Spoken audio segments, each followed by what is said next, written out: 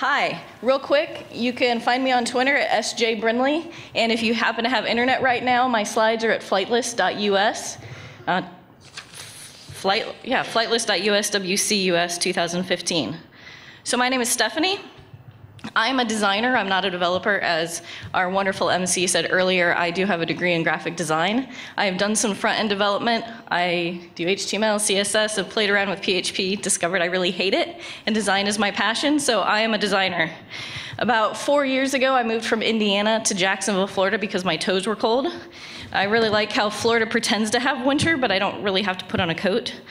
I have 2 children, a 4-year-old and a 7-year-old. They can't wait until they're old enough to join us here at WordCamp.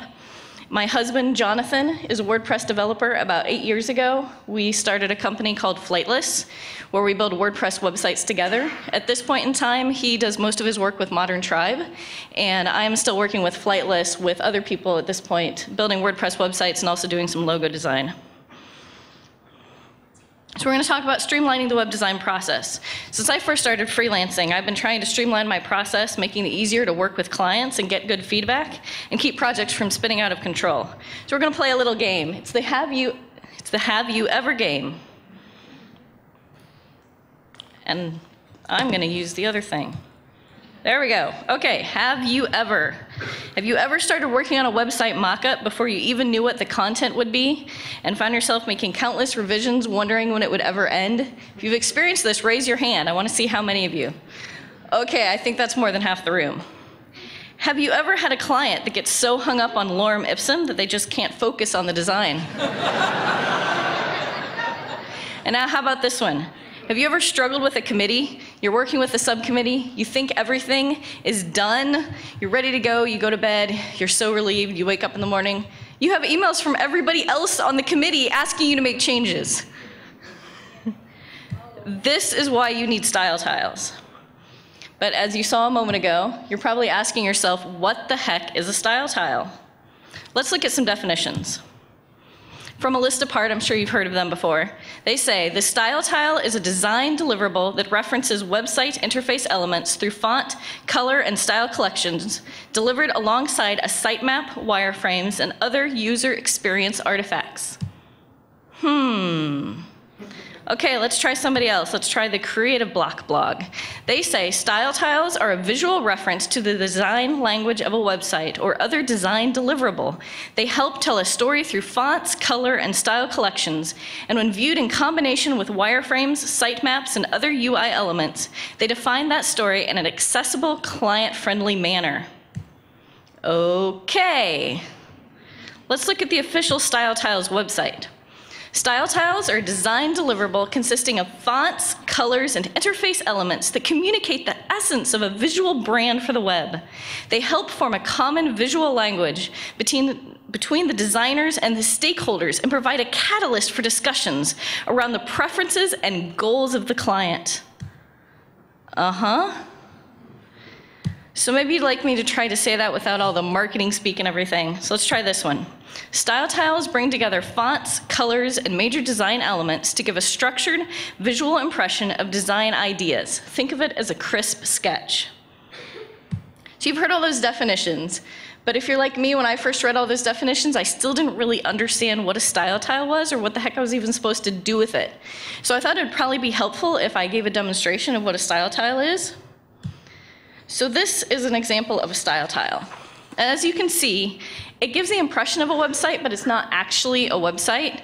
There's a logo, there's kind of an idea of a header, we have some potential colors, maybe what sorts of graphics we're going for, what a button will look like, how all the text interrelates together, but it's not really a website, it's just an impression of a website. So this is one example of a style tile, but I wanted to kind of take you through the process of actually creating and using style tiles. So I wanted to have real data to work with. So what I did was I came up with this company called ICE, and I have a survey that all of my business clients fill out for me before we get started, and so I actually had some friends pretend that they were the owners of the company ICE and had them fill out these surveys so I could get some data. So we had to figure out who ICE was and what they actually provided. So this is the information we got. ICE sells cubes that are superior to the competition. ICE cubes have consistent size and quality. plain cubes, and those enhanced with fresh ingredients. Ingredients like berries, herbs, and melons. And then in my surveys, I have these sliding scale questions of opposite adjectives, so light and dark, warm and cool, classic and modern, and they have to put a mark on the sliding scale of what their preference is, and then I weight them, and these are the adjectives that were most heavily weighted for that survey. So once I actually have the surveys, I understand who ICE is, what they sell, now I have to translate that into style tiles. So let's actually look at that first style tile again. This is that first one. You can see on the lower right-hand side, there are 5 of those heavily weighted adjectives that I used as the base point of actually creating the design. So for the word fancy, we have some italics. For the word energetic, I'm sorry, fancy is in script, energetic is italics. And then we also have some coloring based off of the words light and cool. So this is a style tile that I created. Now let's look at the second one. This one actually has other heavily weighted adjectives. They just happen to be quite different from the first ones. I focused on the word glamorous here, and I chose the Broadway font using dark, high contrast look. You can see that the sample images are different than the ones I used on that first one. And like I said, a lot of times clients, when they're choosing all of those questions on the sliding scale, you'll get some answers that seem to be opposite. And so this is probably not actually the design that they're looking for, but it can be helpful to show them what they're not looking for, as much as what they do actually want. So let's go on to a third style tile. And this one, it has a lot of the same adjectives from the first style tile, but I added in the word strong there. And because of the word strong, we used much brighter and bolder colors. There's a lot of herb green and berry red. Along with the word fresh here, you can see a lot of times when you're looking at packaging, the word fresh, they'll use a nice light scripty font. But because of the word strong, I wanted to keep it thick and friendly to keep with that thing. The headers are weighty and angular. So again, this is just a third style tile. And so it gives them some visual ideas of where to go and what we're going to go with. And again, with a style tile, it actually allows you to separate the design from the content in a very natural way. And because it's so stripped away and clearly not a website, the client can actually focus on the visual design and let the content fade away. This is the beauty of style tiles. Because without worrying about content and sidebars and navigation, your client can decide if they want a website that looks like this, or this, or this. They're choosing an idea, not a design. But you're probably still asking, how does it actually streamline the process? The way that it streamlines the process is actually fairly simple and straightforward. With the style tiles, when you're starting with those at the beginning, you actually give the client the freedom to make lots of changes and to complain about this or that or say, but I don't like that color. Well, but your clients all hate this color. You can have those conversations before you're actually getting into the actual mock-ups of it. So one of the things you can do is, again, if you're working with committees, you can take your style tiles and you can tell your subcommittee, give this to everybody on the committee. Let them complain, let them make their changes, let us tweak it, make them happy before we actually get into the mock-ups. So that way they're focusing on things like what the actual colors are and the fonts are instead of worrying about, okay, can we move the sidebar over 3 pixels? So again, because it's a lot easier to change things like headers and buttons than it is to actually go in and make those structural changes to the mock-ups. You can also use your style tiles as a branding guide, and that's very helpful. There's a couple of different ways that you're going to want to use it as the branding guide. First off, as you're making design decisions later on in the process, you'll be referring back to your style tiles so you know what your design is going to look like.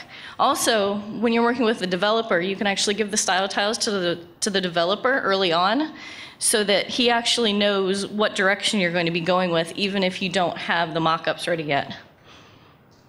Also, you can reference the style tiles when you're actually creating the mock-ups. That makes the mock-ups go a lot quicker.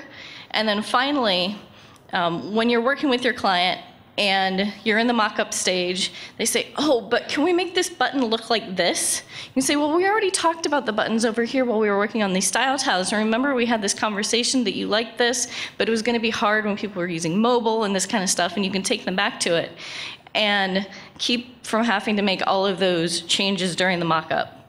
process. And then how do you actually incorporate the style tiles into the process? So it's fairly simple, like I said. What you want to do is you want to make sure that you actually do style tiles at the beginning and you focus on the aspects of the design without worrying about the content and the structure, and with the understanding that this is where you're going to be making those final decisions in relation to design.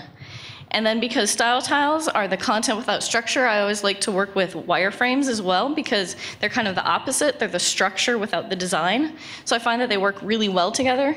So for me, once I have both the style tiles and the wireframes, then I can very quickly and easily make my mock-ups at the end and figure out exactly where all the pieces are going to fit without having to take the amount of time that I might otherwise. And then also, if you would like some samples of style tiles that you can download and play with, if you go back to my website again, there's some samples that you can download. There's also a copy of the survey that I give to my clients. And I'm going to be hanging out over by the happiness bar afterwards. Thank you.